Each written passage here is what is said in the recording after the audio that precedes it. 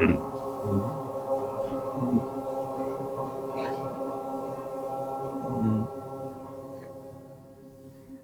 there be peace among all beings of the universe. Let there be peace, let there be peace. Om Shanti, Shanti, Shanti. Namaskar. Welcome.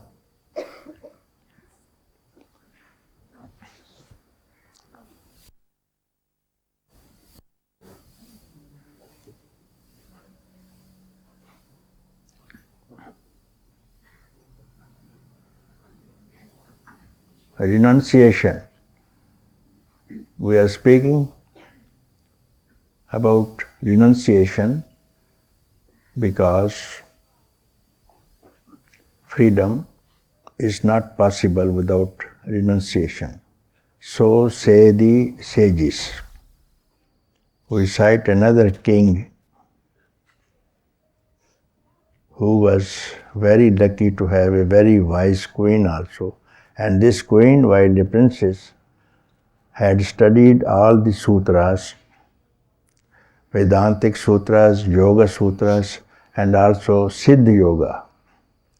She is now married to one king and slowly introducing the king, studying sutras, and whenever some sage, some sadhu, some yogi is in the capital, and she will request the king that he be invited to have satsang in the palace.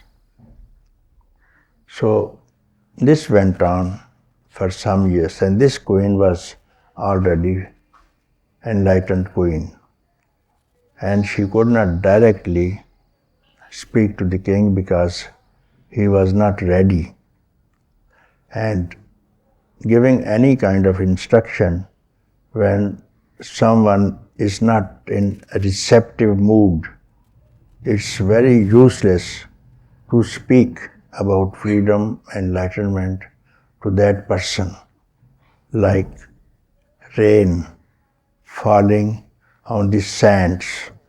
It's no use to cultivate and sow the seeds in the sand. Likewise, those who are not receptive, it's waste of time to speak about sutras or about freedom to them. They cannot get any benefit from the satsang. You must have burning longing for freedom. Then the sutras are going to help you, also the satsang. So this king, for some years, every day studying with this queen sutras, and when possible, satsang.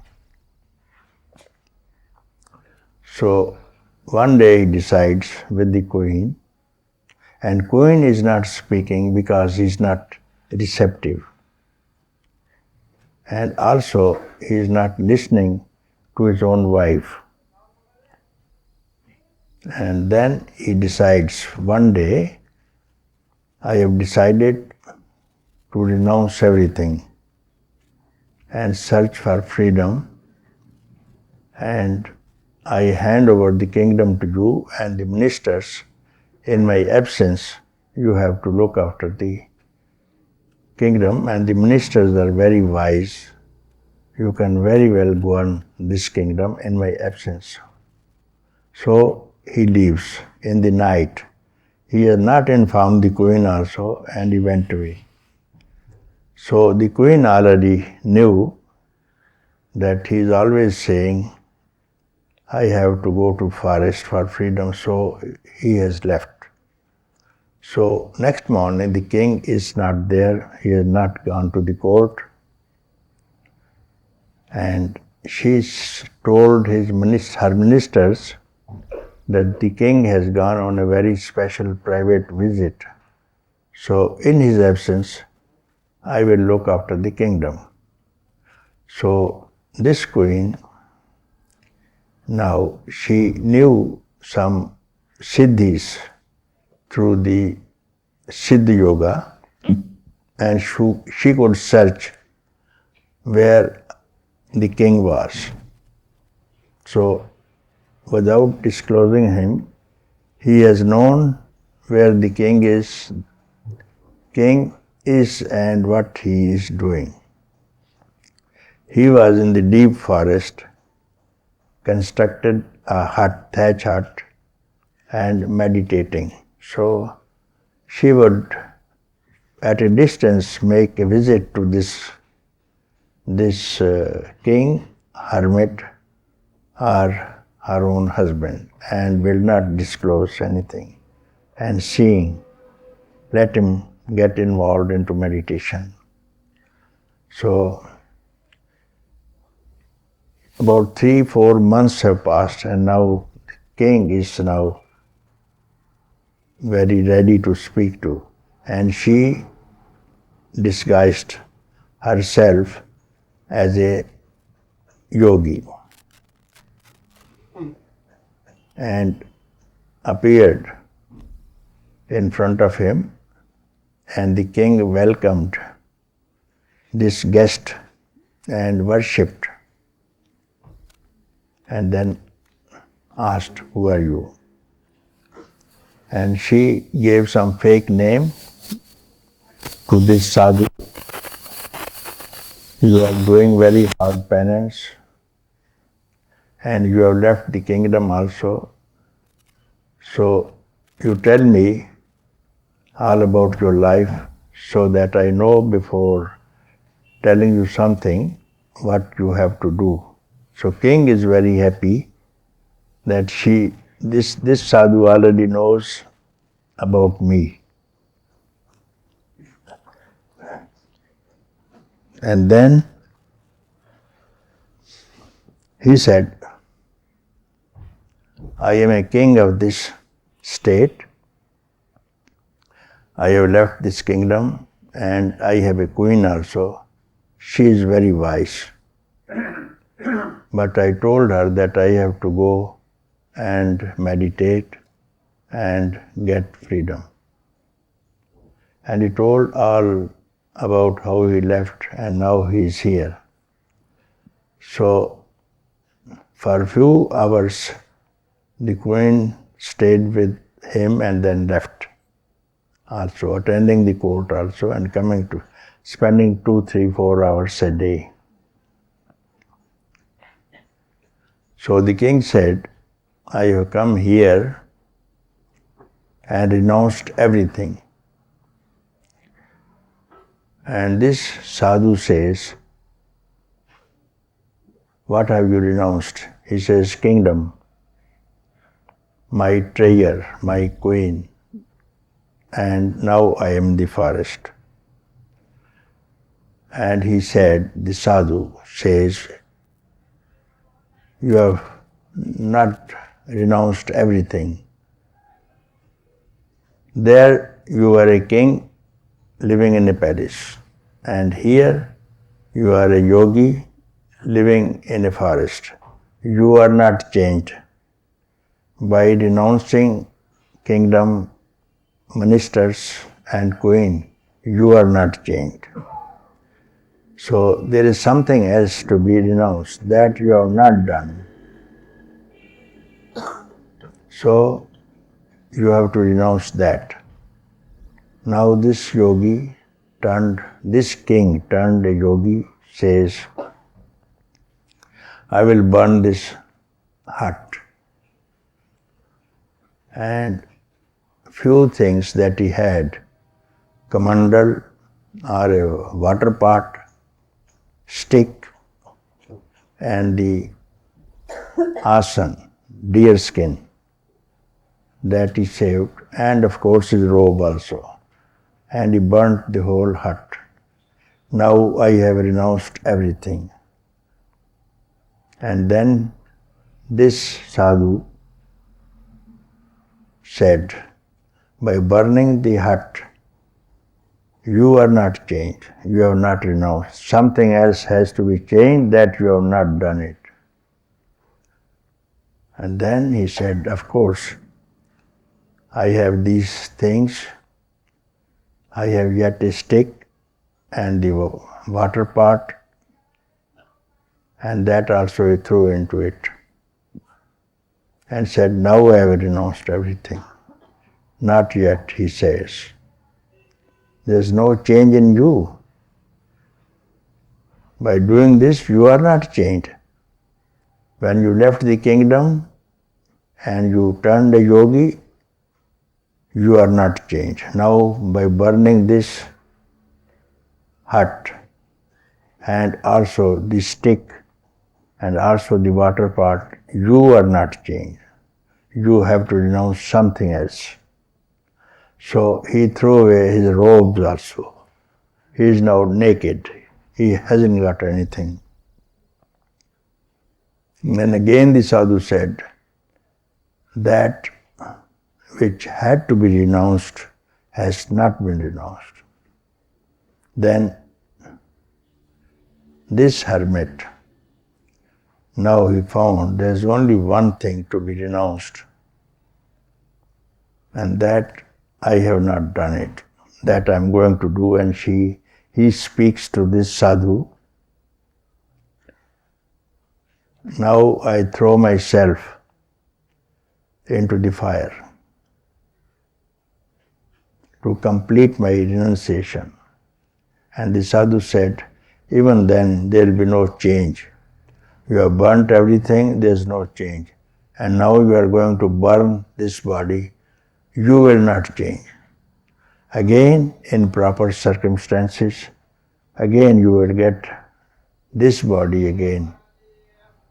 Because you have not renounced, that has to be renounced. Now this yogi was very sattvic due to his practices. And the sadhu is telling, this body is inert. This body has got nothing to do with it, even if you burn or don't burn. It's not the body that has to be changed. Just like you have burnt your hut, you have burnt your robe, you have burnt your water pot and all the rest, you have not been changed. Even by burning the body, you will not be changed.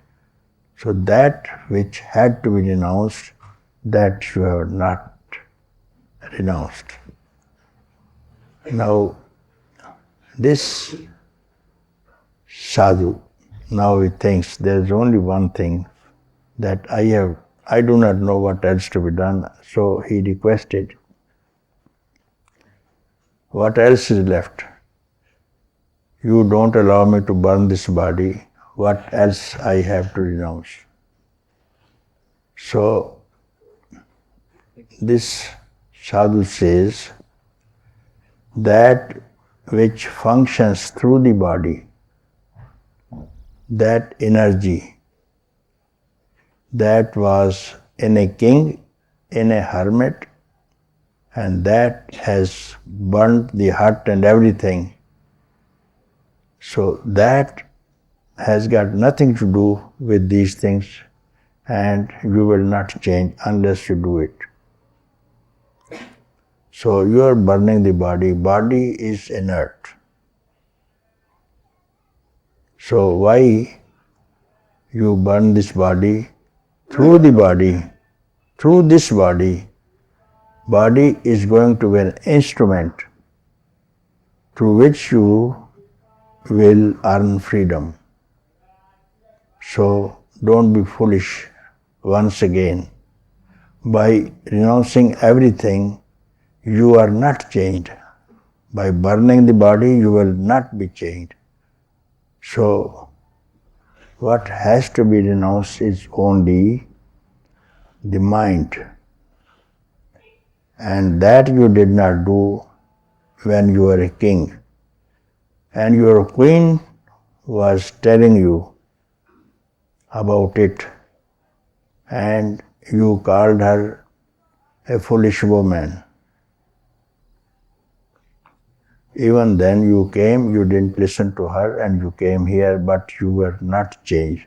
Now, to change, you have to abandon this mind. As you were not changed by giving up your kingdom, giving up your queen, and giving up your hut, and giving up your robes and everything, you are not changed. Therefore, by renunciation of the mind, abandoning the mind, you will not be changed. There will be no change. You can function very well without the mind also. And working without the mind, this is something which is called renunciation. And that could be done even when you are a king. So now you renounce the mind and speak to me. Who are you? So the king now says, not the king, this yogi. I am in absolute peace and happiness. I am in absolute peace and happiness. What next I have to do? He says, now you have to find out who I am. Who I am.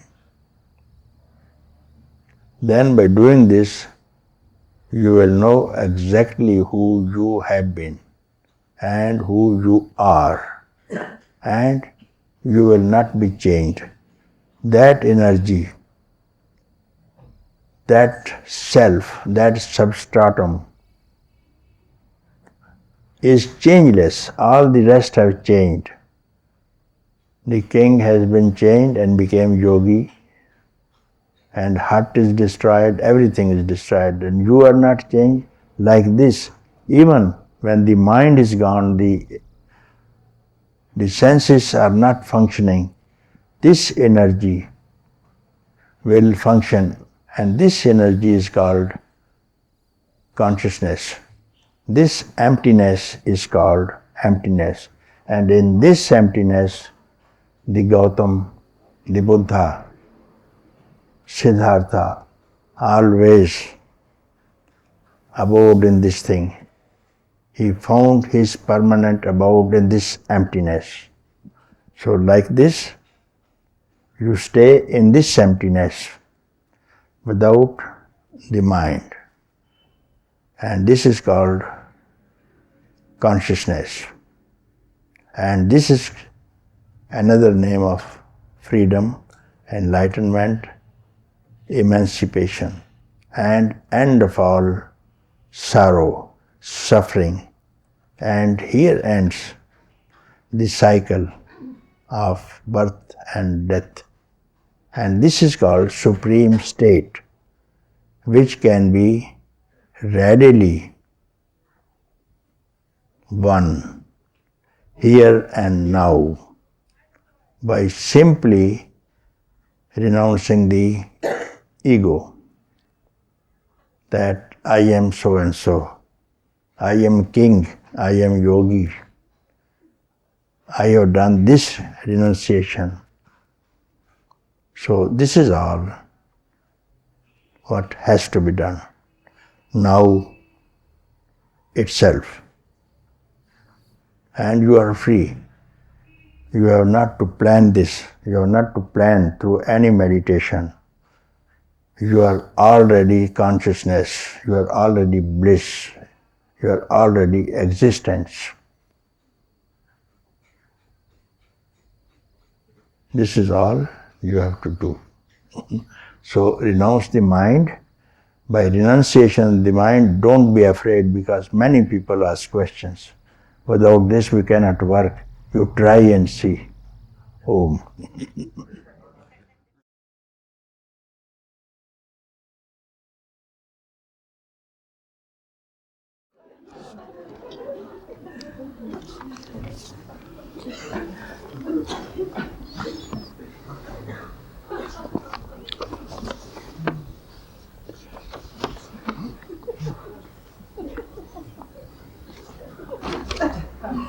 Tony. Tony.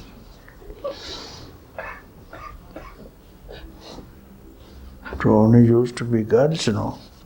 I have one Tony, she's a girl, but she's also a girl.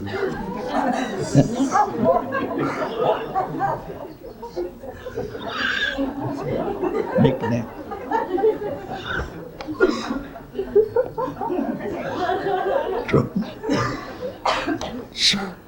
Your name, a nickname or name, Tony?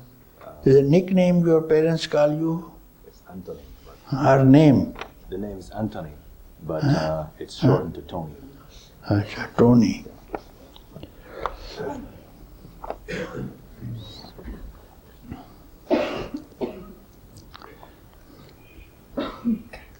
My spiritual awakening began 6 years ago.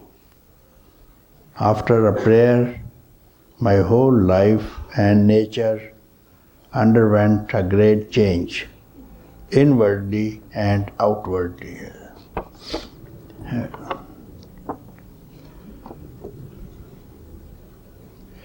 There wasn't any real effort for me except my consistent trusting in that thing within which was making me feel safe. It was then that my real faith in God began. I found that I could talk with God freely, intimately, that I was being loved and guided from within and without, and a great love and peace, trust arose in my heart. Since then, I have continued over the years and through much trials and tests to try and give over my will and way entirely to the divine. I saw there was one universal spirit which was called by different names and worshipped in different ways. I prayed I might reach a place of complete surrender and merge in the divine will or self. In spite of the grace, many powerful experiences and deepening relationship with God, the vain and proud ego was not fully destroyed and continued to travel. While in Rishikesh, I met 3 of your devotees who told me about their wonderful master Papaji, and now, by the grace of God, I am here at your feet. I know I was led here. I feel the presence quite strongly here, flowing out from you and love of Satsang family and the flame of inner peace, joy, silence, which I felt so strongly before is ablaze again, though it had never really gone out. I had heard of Sri Ramana Maharishi and noticed books about him, but felt no real attraction at all towards him until I met you.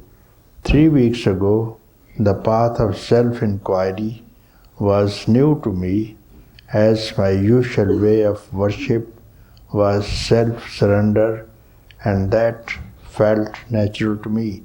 Still, it is the same one reality which lead me here to you. Now I feel coming before you represents my death, dying to all the false ideas I have of myself, and I feel a little afraid. Also, I experience some doubts towards you, but I am fully ready to die in my yearning to fully live. I have had enough identifying with ego. Its pride, vanity, being here has enabled me to identify the culprit more clearly. I see how it has robbed me of the true light of the self, Also, I see that somehow all along I have cooperated to some extent in the whole scheme. At the same time, I am always aware that the self is there in the background, still unshakable, silent, reassuring, and I hold on to it. Now I want you to chop off my head and put it fully into my heart, where it belongs. I don't know how.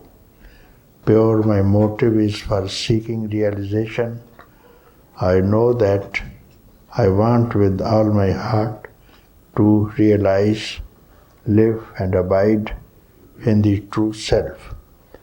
I have benefited from sitting here silently in your presence. I feel things shifting, though this knot of fear within is still clearly felt. Please help. Tony.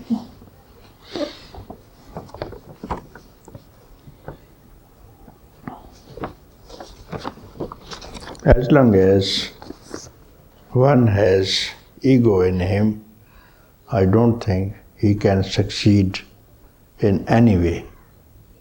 Even God cannot help. If you have arrogance in your mind, ego. So surrender, you say surrender to God, it's not surrender. You have to surrender your ego. Then, this is called surrender. Then God within you is your friend. It will reveal itself to you at once. But if you go with the ego, two things cannot meet. God, you have to merge as the river merges into the ocean. Like that, you merge your ego into the divinity and become one with it. That is called surrender, you see. Maintaining yourself, even this I pray, I go to God, I go to church. All these things will not help you. And when you go to God, surrender, remove this I from you, and then you will see how close you have been. So when praying, when sitting, when meditating, don't say, I am meditating, I am praying. So this I, you have to remove. This is cutting off the head. That story, remove the I out of the Satsang hall, enter. Without I means body. I means body. Otherwise, I cannot be identified with anything else, you see. So, body is how this body can see the divine light. Going with the body and asking for divine pleasure, happiness, grace is not possible. So while praying, don't accompany the I with you. Going to satsang, don't take I with you. So if you understand what I am speaking, instantly when you remove the I, first of all you tell me who is praying whom.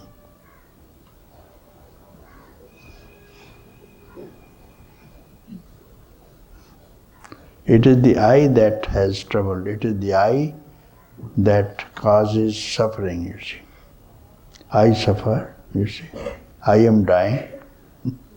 Only I is troublesome, so you have to get rid of this I. Instead of searching for God, God you can't search anywhere else. He is everywhere. Only you disappear now. Then you will see God is everywhere, you have to disappear. So you want God to appear and also you want to appear, this is not possible.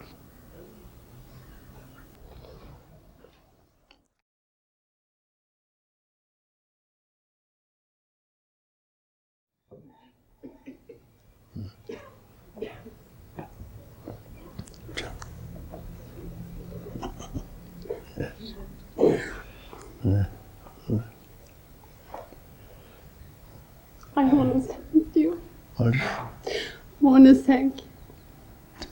What happened? My heart is wide open. Open? My heart is wide open. Open, invite all, this wide open, invite all your brothers and ask them to sit in your heart. They are.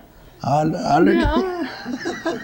There's big space. Huh? There's big space. Yeah, of course, big, no limits. No limits, whole universe can be accommodated here when it is open, whole gods, heavens, hells, universes can be accommodated in the heart, but when it is closed, you can't accommodate someone else. May be very dear to you, even you can't accommodate your own self in it.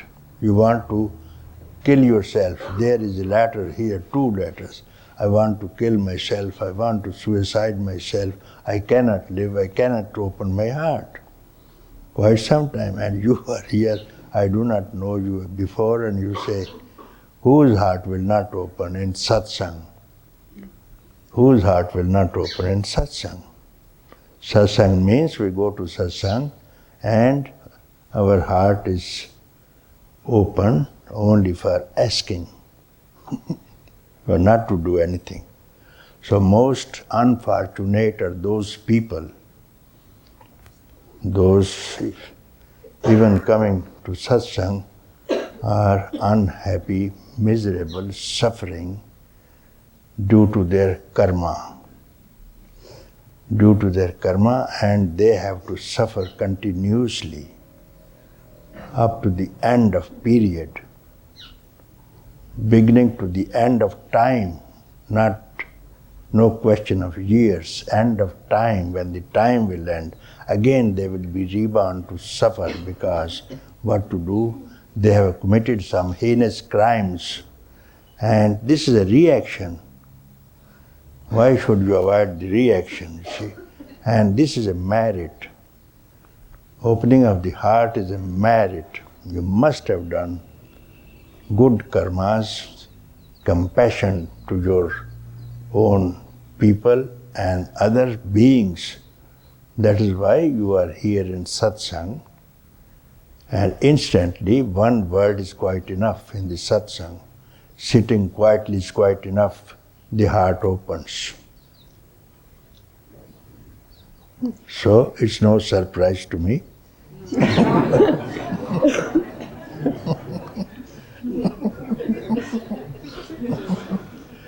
So I'm very happy your heart is open. Very happy. And that was the purpose of human birth. Human birth, to open our hearts, to be free, because we have spent 35 million years in lesser species of life. Means 8.4 are lower species, right from mosquitoes and worms and germs and whatnot. We have all passed through this thing, and now this is the time we are in the holy temple of God. Human birth, don't waste it. Once wasted, you will have to complete another cycle. So it is for the human beings to do the work and not postpone it. One satsang is quite enough. And there have been some people here spending one day, just a couple of hours, went back, you see.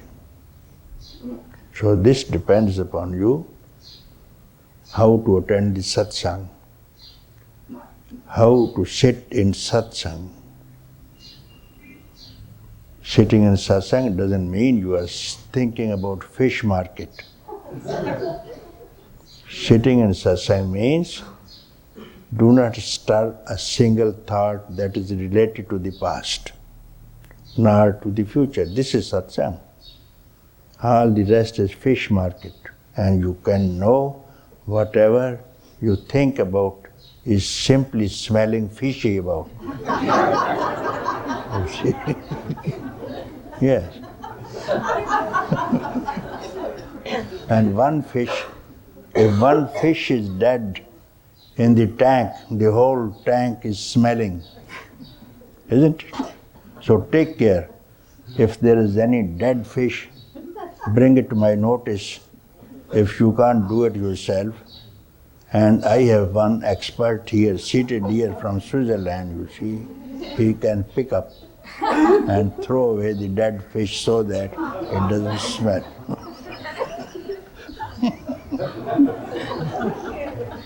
First of all, you take care of yourself. If anyone is speaking to you and smells, throw that fish out of the pond because it smells. And this is the duty of all of you, to keep the waters of this tank clean, because we have to drink water from this thing. So don't you speak anything of the past, nor allow anyone to speak thus in this satsang bhavan. Take him out, push him out.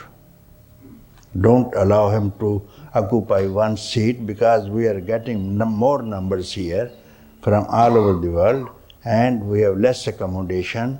Let those stupid people not sit here. Isn't it?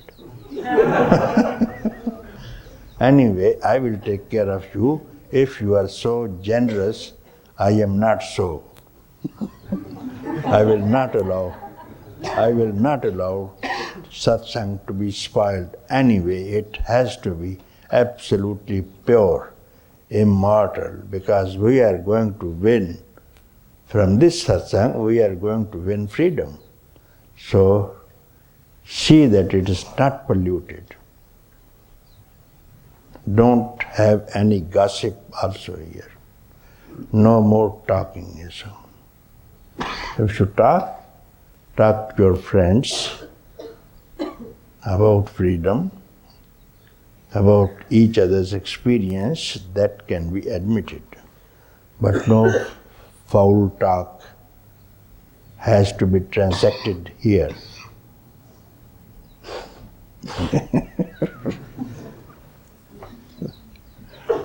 So, what's your name? Carmen. Carmen. Diamond? Carmen. You are a diamond, huh? Papaji, would you give me a new name? I have already given you.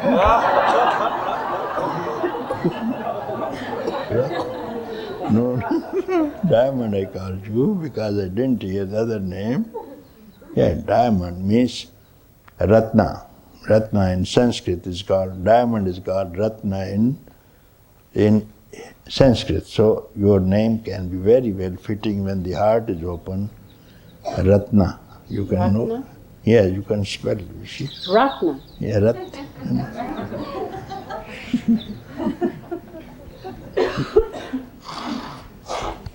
This is the way. Something is open, you came here and sat down. Why? Because you cannot hide yourself. The diamond cannot hide. Diamond has shine, luster of its own. You can't hide, you see.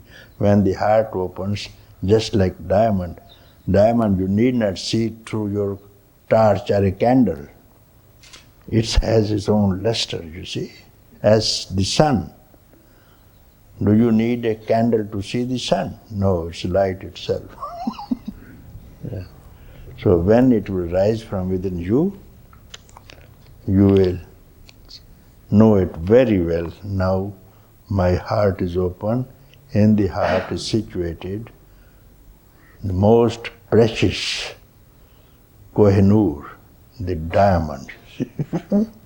That has been attracting millions of people all the time. That's why we are attracted.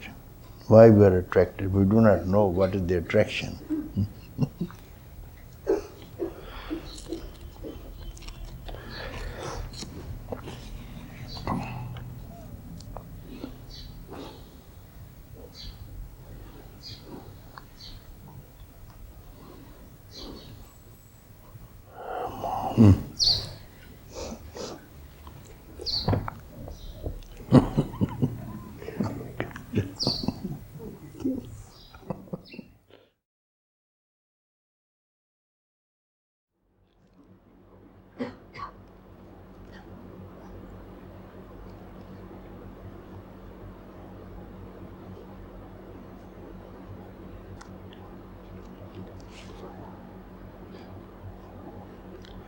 Beloved Papaji, once upon a time, in the vast forests of this earth, a family of grizzly bears was living almost untouched by civilization.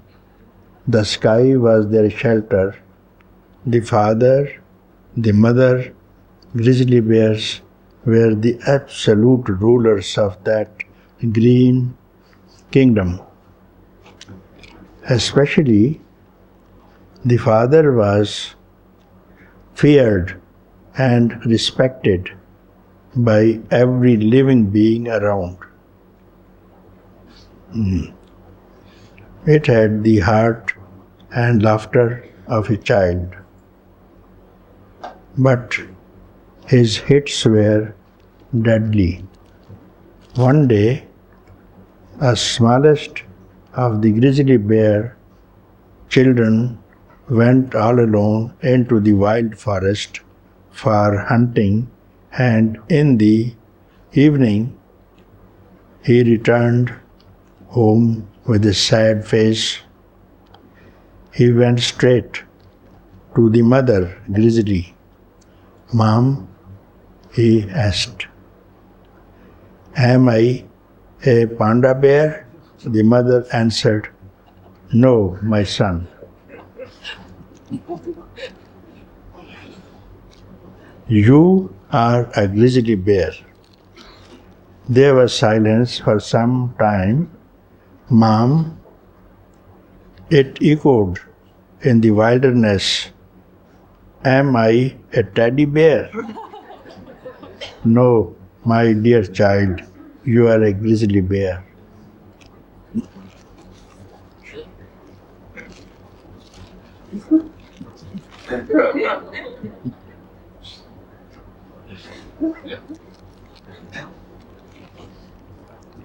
Silence descended again in the forest. The little grizzly bear went to the father. "Papa," asked the little bear, "am I a koala bear?" A bit astonished, the father replied, "No, my dear son, you are a grizzly bear." Again there was silence.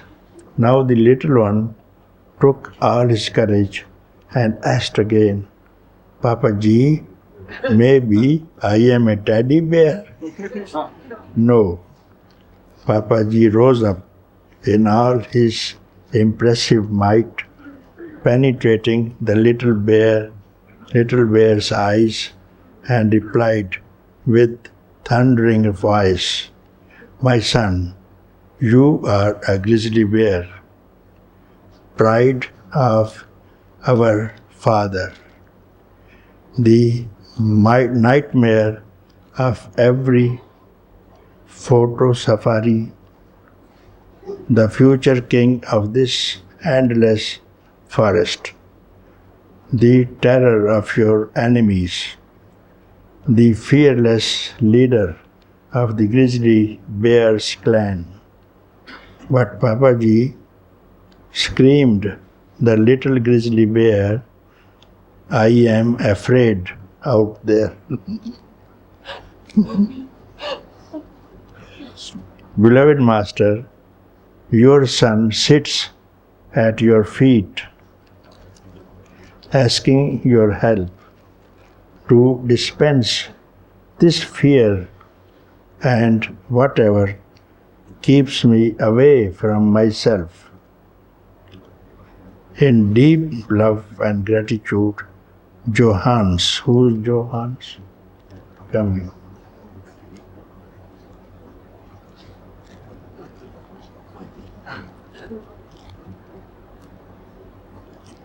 It's a good story. Where did you pick up? It came in Satsang. Huh? Yesterday in Satsang. Satsang? Yes. Here? Yesterday.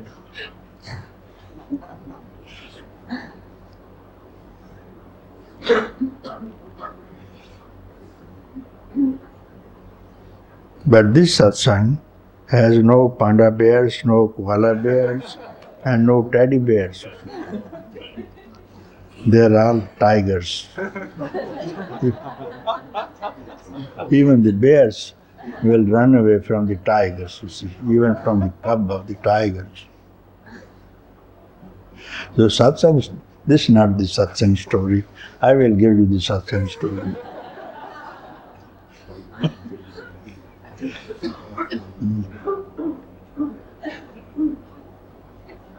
So once, of course, once upon a time, there lived a laundryman, washerman, you see. So he used to take his laundry on the donkey backs and go to the river to wash the laundry and bring back the linen in the evening on the donkey backs and give to the owners of the laundries. So this is even now in practice. You might see near this river here. Here the people go, the washermen go in the morning, loaded the laundry on the donkey backs and come in the evening, very close, about half a mile from here. Kukrail river here. So once a tigress came to drink water on the river because he used to wash clothes on the river. So when she just arrived to drink water, a poacher shot at her. Poacher, hunter, shot at her, and she died. And he came near and skinned the tigress and cut the head, because these two items are very costly and the heads are mounted, and the people, wealthy people, decorate them on the wall, and the skins also are very costly, tiger skins, and they hang on the walls or keep it on their mattresses. And so he took away the skin and the head, and she was pregnant, and little cub jumped out of the stomach. And this washerman now went to wash his clothes, and he found a cub, little cub, you see, just like a kitten. So he washed it and put it in the basket and covered it with the clothes, took home. And he was feeding milk through the bottle, because there was no mother to give her a tiger's milk, you see. So slowly started growing. Now it walks along with the donkeys, comes to the river side, goes back. Now it is grown, 6 months old, growing very well, and now this washerman is loading this donkey with the linen, started going, this thing carried on for some months. Once another tiger came to drink water.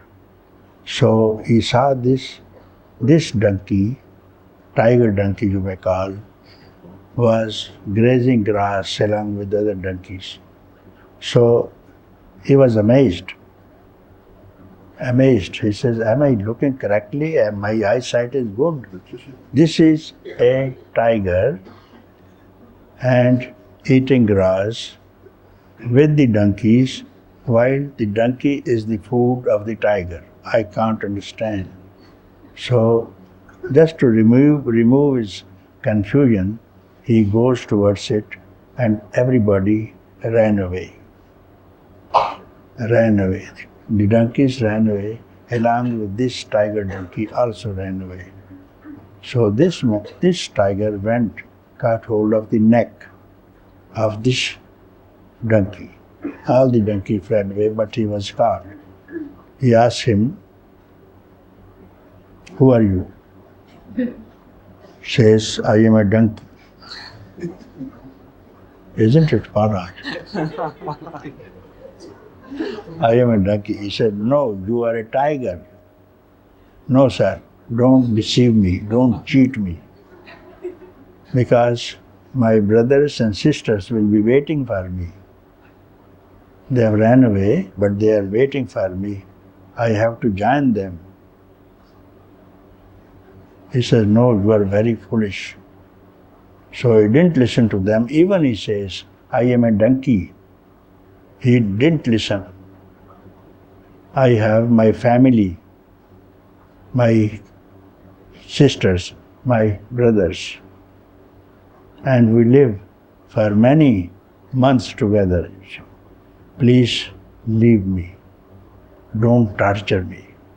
Then he caught hold of the neck, took him to the same river. He says, look, your face and my face, are they not the same? So when the teacher, means the tiger, told him, showed him the same face, he can't deny. How can you deny seeing yourself? When you are happy, when you are in peace, when you are in love, how can you deny it's not the fact? So he had to agree, yes, my Lord, I look like you. I look like you. And he says, I am a tiger, so you are. He accepted. Now open the mouth, because he could not, he only bleated or brayed like the donkeys. Nobody taught him a roar. Open your mouth and I roar, and just like I roar, you do. And he immediately roared, because he was a tiger, son of a tiger, only he lost his tigerhood keeping company of the donkeys, you see. So he roared and he became tiger. Uttered a roar, became tiger. Why? A donkey becomes tiger? Never it could happen. Grizzly bear cannot become a tidy bear. So roar he learned from his teacher, instantly becomes a tiger.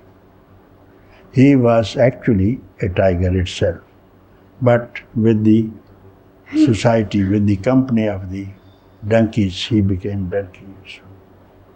So actually you are all tigers, you see. Playing with the donkeys, having the company of the donkeys, you forgot how to utter a roar. So now you are here at the bank of the river. Therefore, I also say, you are not a donkey. You are Atman itself. Utter a roar, I am free, and you are free. Because you are Atman. You are not the body, not the mind, not the senses, not anything else. But you forgot with the company of those who are body-minded. Therefore you forgot your own status, you see. You are Atman, you will learn from the teacher that you are Atman, not the flesh, not the bone, not the blood. So this happens in Satsang. Gunnar is here and some other people, how they utter the roars. Instead of speaking, I am a donkey, why not to speak, I am a tiger? Instead of speaking, I am suffering, I am bound, why not to speak, I am free? I cannot suffer. What does it cost?